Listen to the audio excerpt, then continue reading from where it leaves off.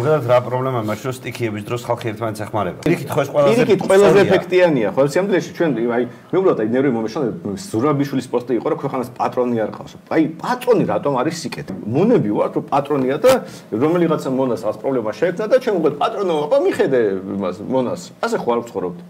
თუ თავისუფალი ადამიანი ერთმანეთს უნდა ეხმარებოდეთ და სიამოვნებაში ის ხალხი ვინც ამ ერთმანეთს ეხმარება ყველაზე ღირებული ტიპები არიან. სანამ იქ რომ ვიღაცა მაშველი ვიღაცა დაორგანიზდა რაღაც ბიუროკრატმა რაღაც ბრძანება გასცა, მე ისინი რომ დადგებიან ტრაქტორებთან რომ დადგებიან ხოლმე მერები და გუბერნატორები და აი რო წმინდა ვითომ რა. აი ეს არის ღირებულება, ამას ელოდებიან. მაგითაც ხო გამოჩნდა ჩვენ რო ვიძახით რომ პოლიციის უფროსი ადგილობრივი უნდა იყოს რა.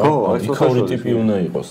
წარმოიდგინე რომ ის რა ბებია მისიც იქ არის. თან ვიღაცა მოდიან ამათ დასახმარება და არ უშვებს, იმიტომ რომ უფროსმა უთხრა. დღევანდელ სიტუაციაში იქ ვიღაც ბებოროა ჩაკეტილი, ნახევარი არის დამსახურება სამყაროსი, იმიტომ რომ თოვლი მოვიდა, მეორე ნახევარი არის დამსახურება მთავრობის. მესამე არის დამსახურება ადგილობრივი მოსახლეობის, ის რომ ქოცები აირჩიეს, იმიტომ რომ გურია ძალიან ქოცური, ანუ არჩევნების თვალსაზრისით რეგიონი იყო. ანუ ხო ამაგრებდნენ ხალხს თაში. ხო იძახდნენ რომ ხალხო თაში დარჩითო. თაში დარჩიო რომ მეუბნები. შენ ხო რაღაცნაირად უნდა შეგქონდეს პასუხი კითხვაზე რა ხდება ამ თაში, თუ დიდი თოვლი მოვიდა ხა თაში თოვლი არ მოვაო ყოველი თვე. ანუ წარმოიდგინე გურიაში ხალხს ტოვებ, ამბობ რომ აქ იყავით, სამთავრობო პროგრამა გაქვს. დანერგე მომავალი რაღაცა ჯანდაბები უფასო გაზი დენი რაღაცა, მაგრამ პარალელურად არ გაქვს ისეთ ფუნდამენტურ კითხვებზე პასუხი, როგორც არის რომ რომოთოვოს 2 მეტრი თაში რა მოხდება.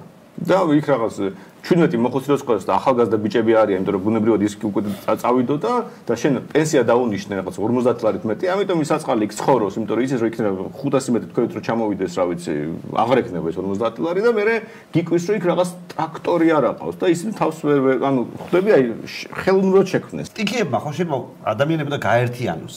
ანუ გაყოფილი საზოგადოება უნდა გაერთიანოს სტიქია. და ჩვენ სინამდვილეში ეს სტიქია კიდევ უფრო მეტად ყოფს.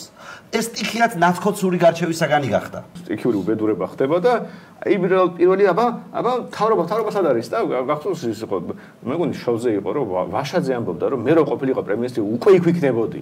ვის რა შეჭირდება პრემიერ-მინისტრი იქ? თუ წესიერი თავრობა მაშველები ხო არიან, ისინი უნდა იყვნენ იქ. პრემიერ-მინისტრი რა ესაქმება იქ? მე რო ტრაქტორებზე რო დადიოდნენ გახსოვს ის კოცები ატაობდნენ აქეთ-იქ ტრაქტორებს. მიშა რო იყოს ახლა იქ იქნებოდა უკვე და თვითონ დაიწყებდა ხვეტვას. რამდენი ფოტო იყო სახლის, უბრალოდ სახლი დაინგრევა და უყურეთ ეს სახლი, აი უბრალოდ თოვლი რო ისეს დაინგრეოდა, უკვე ინგრეოდა ეს სახლი, გაიგე? ხო და აი ის კი რომ დაინახულე რაღაც სხვაშია პრობლემა, აი ბევრად ფართო პრობლემაა. და ეს სახლი მეტყვი ინგრეოდა თან იქ რომ ახალი საშენების უფლებას არ აძლევდი ვიღაცას ისტორიულ ზონაში ბათუმში იქ ცხოვრობდი, რამდენიმე თვე ცხოვრობდი მაგუბანში. და ზუსტად ვიცი ეგ რატომაც ხდება ესე, იმიტომ ხდება რომ სახლი რომელიც ინგრევა, იმას დაარქმევ ისტორიულ ნაგებობას, იტყვი ამას. ხო, ამას თუ ვინმე მიეკარება, ისითულება რაღაცა ეშმაკისეულად და მესაკუთრესაც კი არ აშენებინებ არაფერს. საზოგადოების მოთხოვნით. ხო, ეს არის თუ კრიტიკა გინდა მართლა.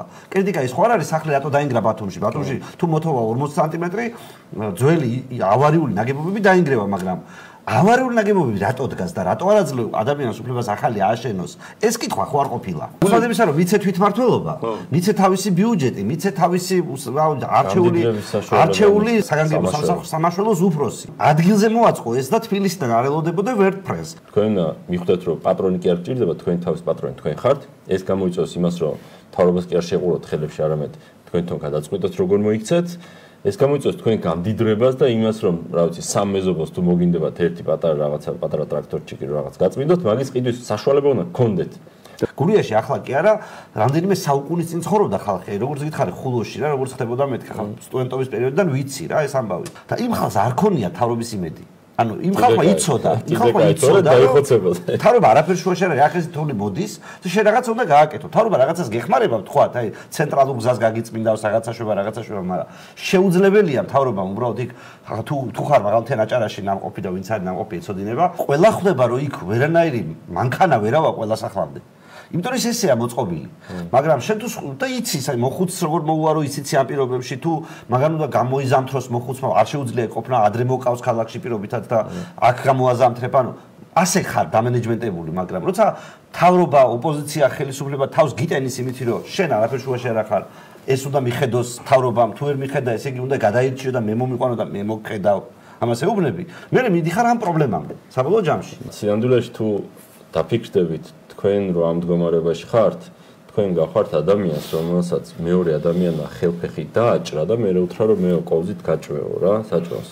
და ეხა კარგად რო არ მაჭვევს, ეჭხუბები რატო არ მაჭვევ კარგად? იმაზე კი არ ეჭხუბები ხელფეხი რატო დამაჭერიო? შენ რო დაგაჩაჩანაკა და გაგაღარიბა და არაფრის საშუალება არ დაგიტოვა რომ შენ თავს მიხედო. მაგაზე არაფერს არ ეუბნები. კოვზით რატო არ მაჭვევ კარგადო, მაგაზე ეჭხუბ. აი, როდის გაჩნდა საზოგადოებაში აღქმა რომ პატრონი ჭირდებათ? შეაჩვიეს კაცო უთხრეს რომ რავი ჩვენ აგვირჩიე, გიპატრონებთ, უთხრეს რომ შენ არაფერი არ გევალება. შენ გევალება მარტო 51 შემოხაზვა. შენ არც მოვალეობები არ გაქვს, არც უფლებები არ გაქვს. ვისურვებ რომ ყველა ძალიან მარტივად ხლეობას უსურვებ ხალხს ვინც იქ არის და პარლამენტს სტიქიასთან ბრძოლაში